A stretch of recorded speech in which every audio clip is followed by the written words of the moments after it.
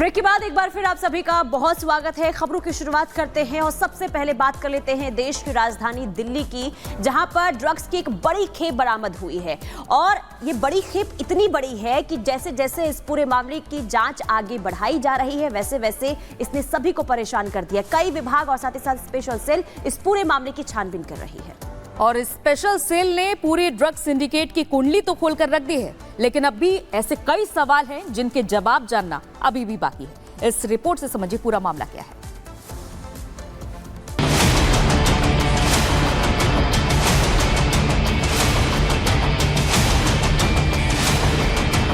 दिल्ली में ड्रग्स की जो खेप पकड़ी गई है और उस खेप की जो रकम आकी गई है, वो पहले ही पुलिस को हैरान कर रही है। और जैसे जैसे पुलिस इस जांच के पन्नों को पलट रही है, उसकी हैरानी बढ़ती जा रही है। अब तक पुलिस ने जो जांच की, उससे न सिर्फ चौंकाने वाले खुलासे हुए, बल्कि ड्रग कार्टेल के उस गिरोह का भी पता चला जो ये पूरा ऑपरेशन चलाता है। 7,600 करोड़ रुपए की जो ड्रग्स जब्त हुई है, इसमें अब तक 7 लोग गिरफ्तार किए गए। विदेशी पैसा लगे होने की वजह से अब इसकी जांच ईडी भी कर सकती है। ईडी ने शुक्रवार को मामले से जुड़े और सबूत जुटाने के मकसद से छापेमारी की। ये छापेमारी दिल्ली, एनसीआर, यूपी और मुंबई में कई जगहों पर की गई। इस ड्रग कार्टेल केस के मुख्य अभियुक्त तुषार गोयल के दिल्ली में वसंत इनक्लेव वाले घर पर भी ईडी की टीम पहुंची और छापेमारी की। ईडी ने अब इस मामले में पीएमएलए के तहत एफआईआर दर्ज की है। दिल्ली से जब्त 7,600 करोड़ की ड्रग्स मामले में अब ईडी ने भी अपनी जांच शुरू कर दी है। दिल्ली पुलिस की स्पेशल सेल ने जो एफआईआर दर्ज की थी, उसी को ही ईडी ने टेक ओवर किया और मुकदमा दर्ज कर जांच शुरू की। ईडी ने शुक्रवार को तकरीबन अलग अलग जगहों पर रेड जो है वो की गई, जिसमें से एक जगह आप ये झंडेवालन की देख रहे हैं। तुलिप पब्लिकेशन के नाम से ये पब्लिकेशन हाउस है, जिसको तुषार पब्लिकेशन भी बोला जाता है। और इस पब्लिकेशन हाउस में भी ईडी की टीम पहुंची और तुषार दिल्ली का एक बड़ा हैंडलर के तौर पर स्पेशल सेल ने तुषार को गिरफ्तार किया। हालांकि तुषार की गिरफ्तारी के बाद से ही 6 और लोगों को जो है वो गिरफ्तार किया गया था, क्योंकि इस मामले में दिल्ली पुलिस के स्पेशल सेल ने 7 लोगों को गिरफ्तार किया। लेकिन इस पूरी जांच का अब तक का जो सबसे बड़ा खुलासा हुआ, वो है कि आखिर ये ड्रग्स दिल्ली तक पहुंची कैसे। अब तक की जांच में पता चला है कि इस पूरी खेप को लाने के लिए कोडवर्ड का इस्तेमाल किया गया।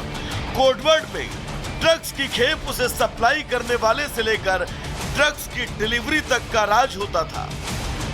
दिल्ली में पिछले 10 दिनों में 7600 करोड़ रुपए की ड्रग्स दिल्ली पुलिस की स्पेशल सेल ने बरामद की और साथ ही 7 लोगों को इस मामले में अभी तक गिरफ्तार किया जा चुका है। पूछताछ में इन 7 ने कई बड़े खुलासे किए हैं। इन 7 आरोपियों ने बताया कि कैसे विदेश में बैठा वीरेंद्र बसोया इनको डायरेक्शन देता था कि भारत में किस जगह पर कितनी ड्रग्स की सप्लाई करनी है। साथ ही पूछताछ में यह भी पता लगा कि विदेश में बैठे जो हैंडलर है, वो कोडवर्ड के जरिए भारत के अंदर ड्रग तस्करी का जो एक तरीके से गोरख धंधा है, उसको अंजाम देते थे। जब कोडवर्ड का राज खुला तो पूरे सिंडिकेट का एक एक चेहरा सामने आने लगा। स्पेशल सेल ने जांच में पाया, दिल्ली पुलिस ने यूके नेशनल समेत 6 आरोपियों के खिलाफ लुकआउट सर्कुलर भी जारी किया। ड्रग्स के पकड़े जाने से पहले ही यूके का वो नागरिक फरार हो गया। स्पेशल सेल के सूत्रों का कहना है कि आरोपी तुषार लैटिन अमेरिकी नेटवर्क के लिए काम करता था। इस काम में उसके साथ यूके में बैठा वीरेंद्र बसोया भी शामिल है। जांच में जानकारी भी सामने आई कि तुषार अक्सर ड्रग्स रखने के लिए भीड़ भाड़ वाली जगहों का इस्तेमाल करता था, ताकि किसी को शक न हो। ड्रग तस्कर तुषार को इस काम के लिए 15 करोड़ रुपए मिलते थे।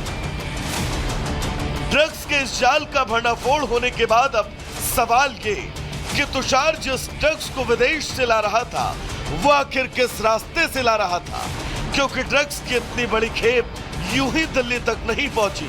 तो क्या इसमें कोई और भी किरदार शामिल है? Bureau report, Republic Bharat.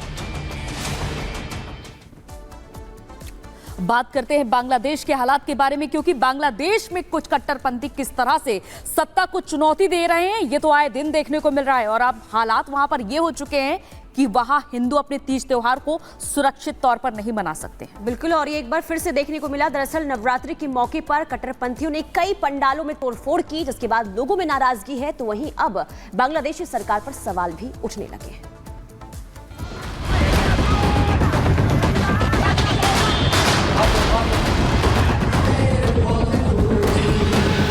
Bangladesh में हिंदुओं पर अत्याचार, कहां हो यूनुस सरकार। निशाने पर पूजा पंडाल, जगह जगह जिहादियों का बवाल।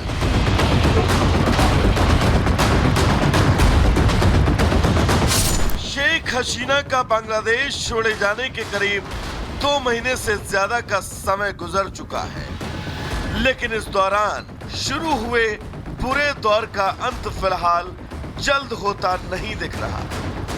हालात इतने बिगड़ चुके हैं कि उसके पटरी पर वापस लौटना अब मुश्किल है। कहना गलत न होगा कि शेख हसीना की गद्दी से हटने के बाद से बांग्लादेश पर कट्टरपंथी ताकतों का कंट्रोल है और अब वहां रह रहे अल्पसंख्यक, खास तौर से हिंदुओं के लिए जगह किसी नर्क से कम नहीं। हम ऐसा इसलिए कह रहे हैं क्योंकि वहां आए दिन एक के बाद एक ऐसी घटनाएं हो रही हैं जो इस बात को और बल दे रही हैं। तस्वीरें ओल्ड ढाका ताती बाजार पूजा पंडाल की हैं, जहां दुर्गा पूजा पंडाल में दर्शन और पूजन का कार्यक्रम था, लेकिन इसी बीच एक कट्टरपंथी युवक वहां आता है और पंडाल में रखी मूर्ति की तरफ पेट्रोल बम से हमला करता है और देखते ही देखते वहां पर भगदड़ मच जाती है। हालांकि इस बार की नवरात्रि में दुर्गा पूजा पंडाल पर हमले की कोई पहली घटना नहीं है। बांग्लादेश में इस्लामिक कट्टरपंथियों की ओर से हिंदू समुदाय को लगातार परेशान किया जा रहा है। कभी उनकी आस्था के प्रतीकों पर हमले हो रहे हैं, कभी उनकी भावनाओं को ठेस पहुंचाया जा रहा है। एक ऐसा ही मामला चटगांव शहर से सामने आया, जहां दुर्गा पूजा के मंच पर कट्टरपंथियों के एक समूह ने इस्लामी गीत गाया। घटना के बाद हिंदू समुदाय गुस्से में है, जगह जगह प्रदर्शन किया जा रहा है।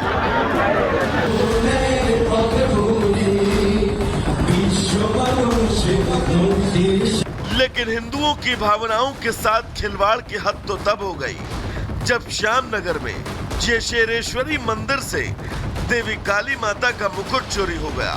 ये वही मुकुट था जिसको पीएम ने 2021 में अपनी यात्रा के दौरान उपहार स्वरूप दिया था। दुर्भाग्य की बात ये कि बांग्लादेश में हिंदुओं की आस्था पर हमले जारी हैं और कार्यकारी प्रधानमंत्री मोहम्मद यूनुस के कान पर जूं तक नहीं रेंग रही। आलम तो ये है कि सरकार का कोई भी नुमाइंदा इस पर बोलने को तैयार तक नहीं। यही वजह है कि ऐसे मामलों में लगभग लगातार बढ़ोतरी हो रही है। भले ही बांग्लादेश में ये हमले अलग अलग शहरों में हो रहे हों, लेकिन इसका मकसद एक है, किसी भी तरह हिंदू अल्पसंख्यकों को या तो देश छोड़ने पर मजबूर करना या फिर जिहादियों के अंडर में रहने को मजबूर करना और ये बता देना कि तुम अल्पसंख्यक हो, तुम्हारा इस देश पर कोई अधिकार नहीं। Bureau report, Republic Bharat.